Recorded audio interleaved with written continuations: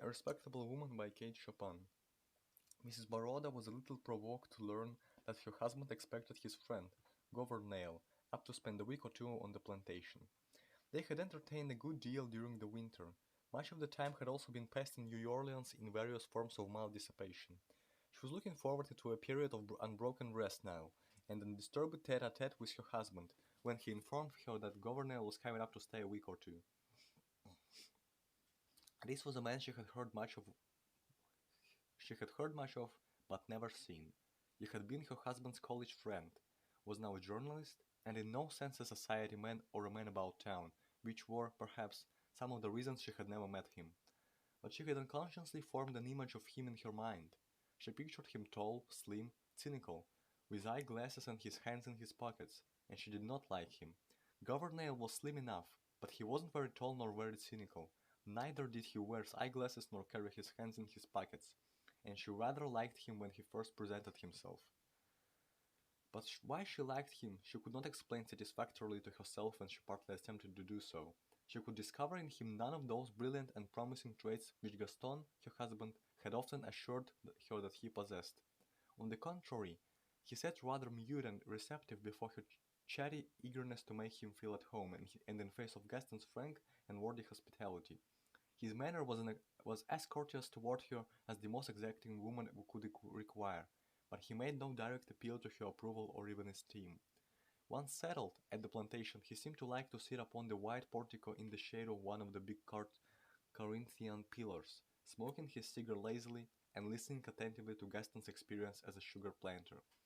"This is what I call living," he would utter with deep satisfaction, as the air that swept across the sugar field caressed him with its warm and scented velvety touch.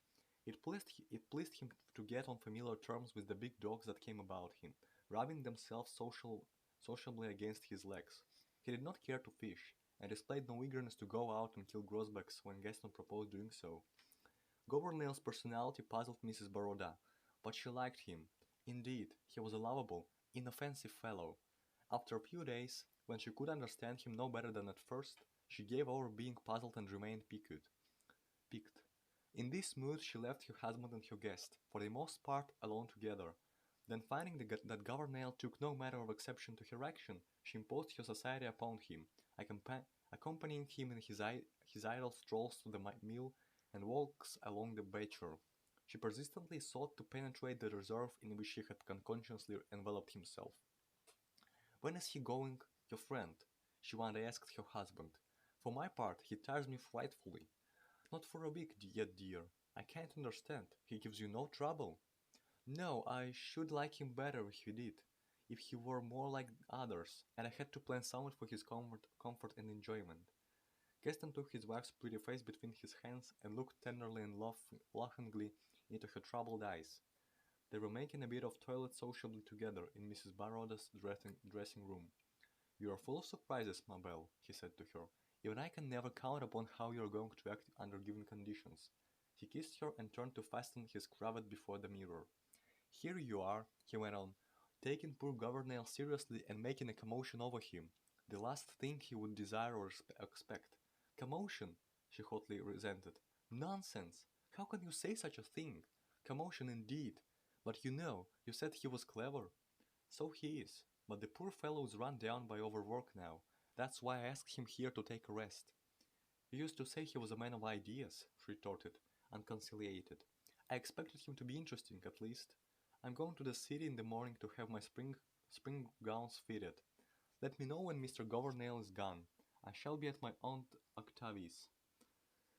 That night she went and sat alone upon a bench that stood beneath a live oak tree at the edge of the gravel walk. She had never known her thoughts or her intentions to be so confused. She could gather nothing from them but the feeling of a distinct necessity to quit her home in the morning. Mrs. Baroda heard footsteps crunching the gravel, but could discern in the darkness only the approaching red point of a lighted cigar. She knew it was Governale, for her husband did not smoke. She hoped to remain unnoticed, but her white gown revealed her to him. He threw away his cigar and seated himself upon the bench beside her, without a suspicion that she might object to his presence. "Your husband told me to bring this to you, Mrs. Baroda," he said, handing, handing, handing her a filmy white scarf with which she sometimes enveloped her head and shoulders. She accepted the scarf from him with a murmur of thanks and let it lie in her lap. He made some commonplace observation. He made some commonplace observation. What is happening? He made some commonplace observation upon the baneful effect of the night air at the season.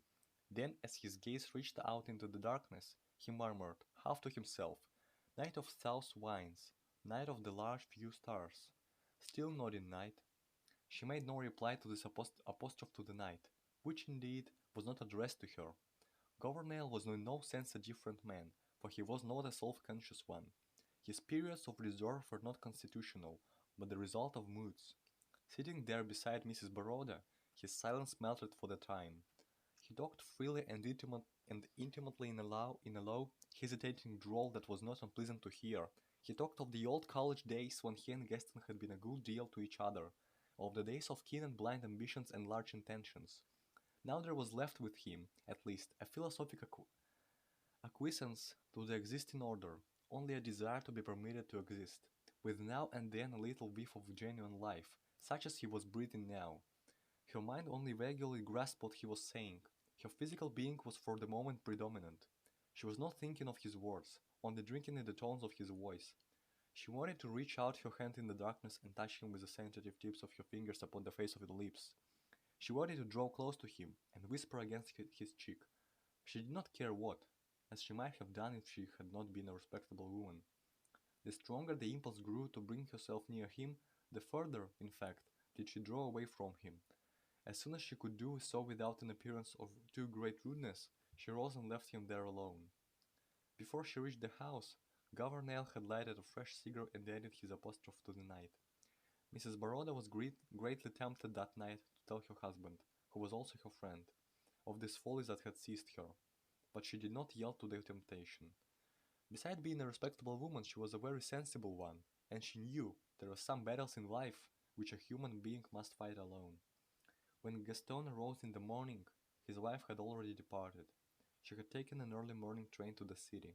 She did not return till Gouvernail was gone from under her roof. There was some talk of having him back during the summer that followed. That is, Gaston greatly desired it, but this desire yielded to his wife's strenuous opposition. However, before the year ended, she proposed, wholly from herself, to have Gouvernail visit them again. Her husband was surprised and delighted with the suggestion coming from her. "I am glad, cher ami, to know that you have finally overcome your dislike for him. Truly he did not deserve it." "Oh," she told him laughingly, after pressing a long, tender kiss upon his lips, "I have overcome everything. You will see. This time I shall be very nice to him."